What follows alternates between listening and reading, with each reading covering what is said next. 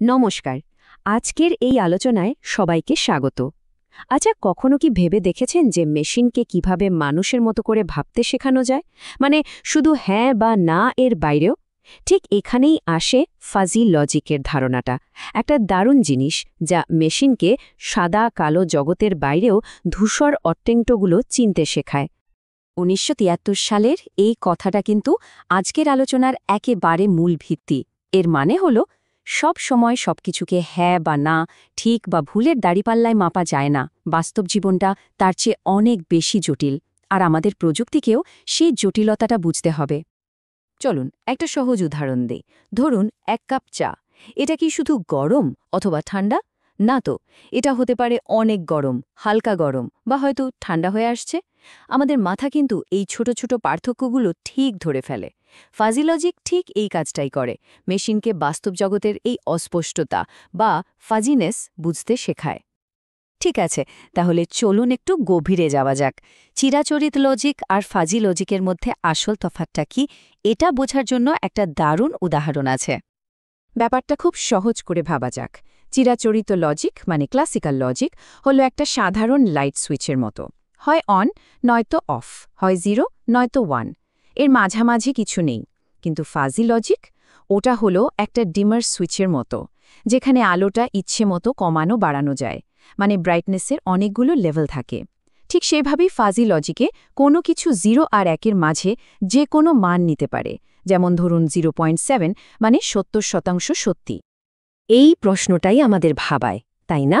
যে বাস্তব জীবনের বেশিরভাগ জিনিসই বাইনারি নয়, বরং তাদের বিভিন্ন মাত্রা বা শেডস অফ গ্রে থাকে। এখন কথা হলো, এই যে হালকা গরম বা অনেকটা ঠান্ডার মতো কথাগুলো, এগুলোকে মেশিনকে গাণিতিকভাবে বোঝানো যাবে কি করে? এখানেই আসছে ফাজি লজিকের একটা কোর কনসেপ্ট। এই মেম্বারশিপ ফাংশনটাই হলো আসল জাদু। এটাই ঠিক করে দেয় যে কোনো একটা তাপমাত্রা গরম সেটের মধ্যে ঠিক কতটা পড়ছে। ধরা যাক ৮০ ডিগ্রি সেলসিয়াস হয়তো গরম সেটে ১, মানে ১০০% মেম্বারশিপ পেল, আর ৫০ ডিগ্রি সেলসিয়াস হয়তো পেল ০.৬, মানে ৬০% মেম্বারশিপ। এর মানে হলো, আমাদের সংজ্ঞা অনুযায়ী এই নির্দিষ্ট তাপমাত্রাটা গরম সেটের একজন ৭০% সদস্য, পুরোপুরিও না আবার একেবারে বাইরেও না। বেশ, তাহলে আমরা অস্পষ্ট ধারণাগুলোকে সংখ্যায় প্রকাশ করতে শিখলাম। এবার এগুলো ব্যবহার করে মেশিনের জন্য মানুষের মতো সহজ সরল নিয়ম তৈরি করা যাক। এই যে যদি, তাহলে বা ইফ দেন নিয়ম, এটাই হলো একটা ফাজি কন্ট্রোল সিস্টেমের একেবারে মূল ভিত্তি। খেয়াল করে দেখুন, এখানে কিন্তু কোনো নির্দিষ্ট সংখ্যা নেই যে যদি তাপমাত্রা ৮০ ডিগ্রি হয়, বরং আমরা ভাষাগত চলক বা লিঙ্গুইস্টিক ভ্যারিয়েবলস ব্যবহার করছি, গরম বা ঠান্ডার মতো শব্দ। এই পদ্ধতিটা আমাদের সাধারণ চিন্তাভাবনার অনেক কাছাকাছি।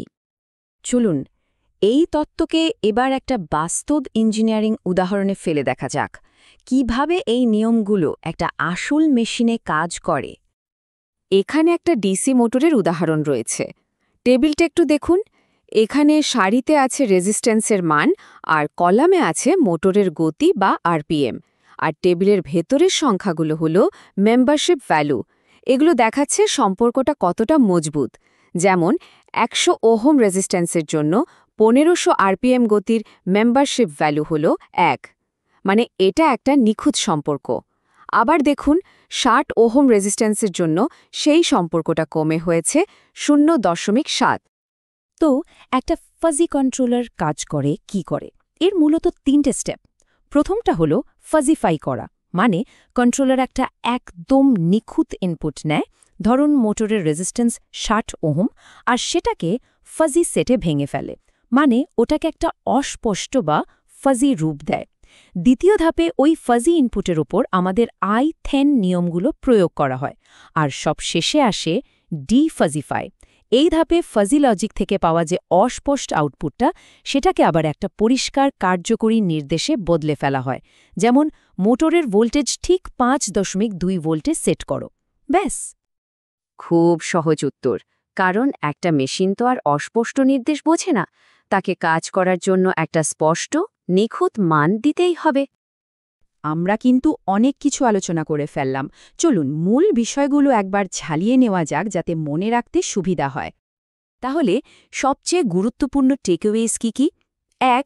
ফাজি লজিক বাস্তব জগতের অসম্পূর্ণতাকে ভয় পায় না, বরং সেটাকে কাজে লাগায়। ২. এটা মেম্বারশিপ ফাংশন ব্যবহার করে কতটা সত্যি তার একটা ধারণা দেয়। ৩. এটা মানুষের ভাষার মতো সহজবোধ্য নিয়ম তৈরি করে। আর ৪. যে সমস্ত সিস্টেমকে খাঁটি গণিত দিয়ে মডেল করা কঠিন, সেখানে এটা দারুণ কাজ করে। ফাজি সিস্টেমের মূল উপাদানগুলো মনে রাখার জন্য এই সহজ ফর্মুলাটা ব্যবহার করা যেতে পারে। RMC। আর হল রুলস বা আমাদের সেই IF10 নিয়মগুলো। এই নিয়মগুলো কাজ করে M বা মেম্বারশিপ ফাংশনের ওপর, আর এই দুটো মিলে তৈরি করে C বা চূড়ান্ত কন্ট্রোল অ্যাকশন। RMC মনে থাকবে তো? আলোচনার একেবারে শেষে এসে চলুন দেখি এই ধারণাটার বৃহত্তর গুরুত্ব কোথায় এবং ভবিষ্যতে এর প্রয়োগ কেমন হতে পারে। দেখুন, এটা শুধু একটা তত্ত্ব নয়। ফাজি লজিক আসলে একটা দারুণ শক্তিশালী হাতিয়ার। এটা ইঞ্জিনিয়ারদের এমন প্রযুক্তি তৈরি করতে সাহায্য করে যা মানুষের দুনিয়ার জটিলতাগুলোকে আরও ভালোভাবে বুঝতে পারে। যখন কোনো সিস্টেমকে কঠোর গাণিতিক নিয়মে বাঁধা যায় না, তখন ফাজি লজিকই পথ দেখায়। এর মাধ্যমে আমরা এমন মেশিন তৈরি করতে পারি যা আমাদের স্বাভাবিক বুদ্ধির অনেকটা কাছাকাছি কাজ করতে পারে। এই প্রশ্নটা কিন্তু আমাদের ভবিষ্যতের দিকে তাকাতে বাধ্য করে। একবার ভাবুন, যদি মেশিন উষ্ণতা বুঝতে পারে, তাহলে হয়তো একদিন আরাম, সন্তুষ্টি বা বিপদের মতো ধারণাও বুঝতে শিখবে। ফাজি লজিক আর আর্টিফিশিয়াল ইন্টেলিজেন্সের সম্ভাবনা সত্যি অসীম। ধন্যবাদ।